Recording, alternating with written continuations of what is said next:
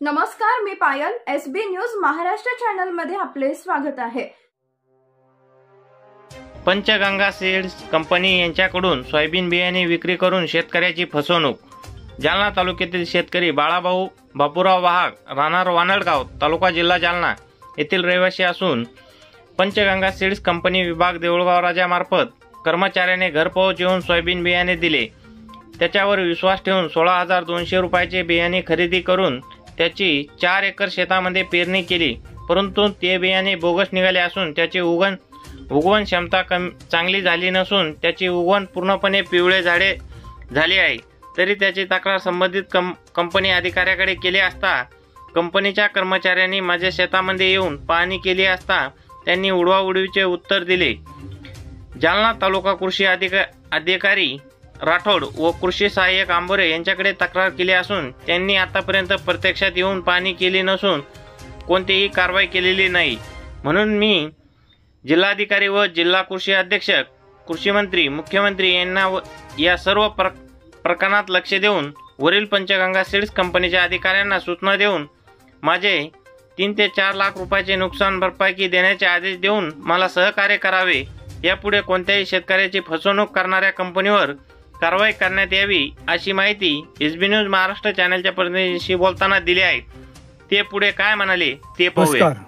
मी बाळाभाऊ बापूराव वाहक, राहणार वानडगाव, तालुका जिल्हा जालना येथील रहिवासी असून मी सेवानिवृत्त नायब तहसीलदार आहे आणि आता माझी शेती व्यवसाय करून राहिलेला आहे. मी पंचगंगा सीड्स कंपनी यांच्याकडून सोयाबीनचे बी घरपोच त्यांनी आणून दिले आणि मी ते विकत घेतले आणि त्याची पूर्ण पैसे पण दिले. 6 बॅग विकत घेतल्या आणि ते 17 जून ते 20 जूनच्या दरम्यान शेतामध्ये 4 एकर शेतात पेरणी केली.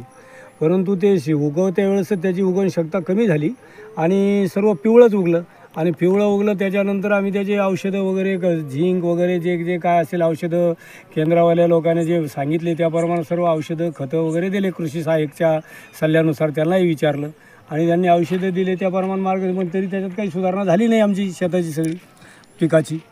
मग आता ते पिकाची शेताची सुधारणा झाल्यामुळं मग मी कंपनीकडे, ते संबंधित कंपनी त्यांच्याकडे तक्रार दिली पंचगंगावाल्याकडे.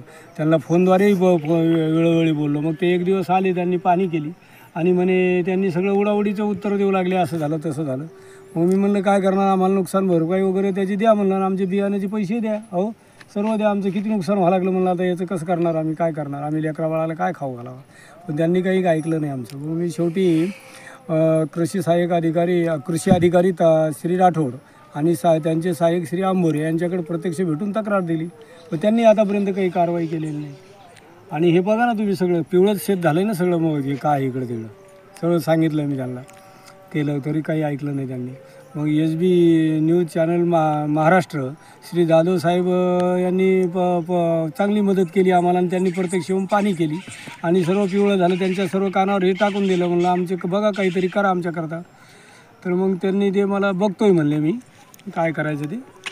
आणि जवळजवळ सरासरी आमची 95% नुकसान झाली. तर 3 ते 3.5 लाख रुपये खर्च झाला.